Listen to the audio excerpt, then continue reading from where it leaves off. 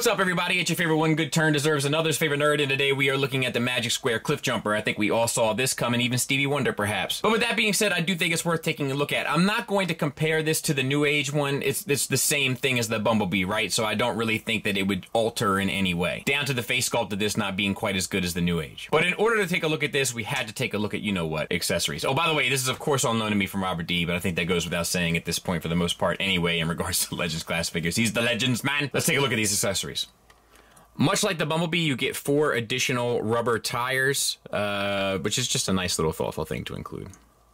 You get a set of skis for alt mode, just gray plastic. These tab in to the bottom of these wheels here, and it's very difficult for me to show you this, but you see there's a little notch there, and they will go in. I thought there was 4, but it seems weird just to have 2, but that's where they go. You get his, like, bazooka-esque weapon, and there's a number of different configurations for this. You can plug these in together and have, like, the longer unit. You can break them apart. It's up to you. Once again, just gray plastic and little to no sculpt work, honestly. He'll hold them separately just fine.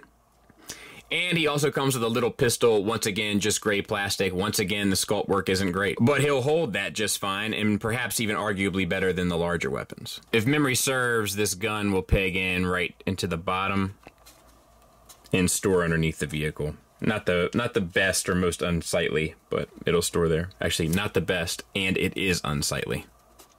Let's look at the figure, and we'll start with the face. It's not the best. They gotta work on their face sculpts. That's one place where New Age is kind of really blowing them out of the water. They gotta work on them. It does have some paint on it, both the gray on the face and the blue on the eyes, so that's nice. It is just a swivel, so that's not optimal, but it's fine. We have blue paint on the chest, along with the waist swivel, and that's about it there. For the arms, they're ball pegs. They come out to 90 degrees. Plus you get the 360 around. It's a nice little gray plastic breakup between the 2 dark grays, same as the lower leg, so that's nice. There is a bicep swivel at the cut joint. Did I show that? If I didn't, there's the mushroom peg for it. Single hinged elbow that gets you a little bit past 90 degrees. The hands are on a ball peg, and you can get a little bit in, out, so to speak, and the swivel. And then for the waist we already talked about, we do have, oh, the red paint. They did it again. A little red paint on the arm there just to close off the gap. That's smart stuff. That's pride. That's care. I dig it. T-jointed ball joints for hips that get you the full Van Damme. Not quite the full Monty. But, well, maybe they do. Yeah, let's give it to them. You got to kind of manipulate it a bit, but it's there. All right. Thigh swivel. Looks like a double hinge knee. But either way, you get basically the full run. And then the ankles, no tilt up or down. You do get the rocker and the nice silver paint there on the front of the bumper. And there he is from the back. So, you know, decent little figure. You know, obviously, there's not much of a surprise. After we've already looked at the Bumblebee, that's going to be a decent little figure, but still worthwhile looking at, I suppose. Size comparison-wise, there he is with our usual suspects. No Kaiser Sose with the old Iron Factory scale blaster and the Hasbro Legend Stunnicon. So, little fella. There he is with Iron Factory Tarn. So, kind of business as usual there as well. And just because I have him handy, there he is with New Age Flipper, their first take on Bumblebee. And there it is in vehicle mode. We'll show the transformation the other way because we've done it the other way with Bumblebee. But, you know, rolls. You know, the blue paint on the windows looks good.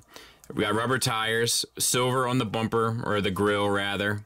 A little weird and lack of definition for the doors and stuff, but, you know, what do you expect? They are kind of doing some magic here in order to transform these little itty-bitty things anyway. So, yeah, I mean, fair enough, right? I mean, I don't think there's a whole lot more to say about it. It looks the part, you know, so no issues on my end.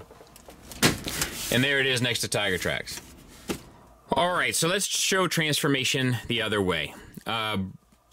Getting this thing kind of undone is one of the trickier parts, but untab the side panels, and that should give you a little bit of room to just sort of make these components sort of explode, so to speak.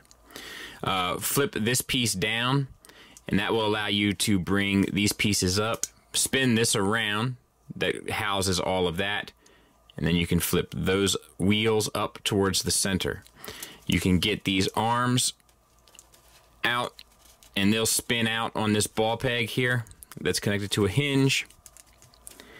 And then as you rotate this forward, the head will come up. Remember to tuck in that little piece behind it. And this comes underneath. I hope you guys can see that. And then, you know, done and done. Spin the waist. Get the arms just out to the side. This is easy peasy lemon squeezy. Flip these down. This wraps, you gotta expand your calf. Then this wraps around it. And this flips underneath. What am I doing wrong here? Why is that not right?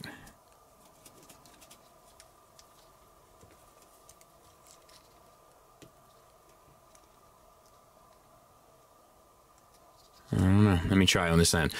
So same on this side. Flip this down. Flip the foot in. This stuff. Oh, we got to expand the calf.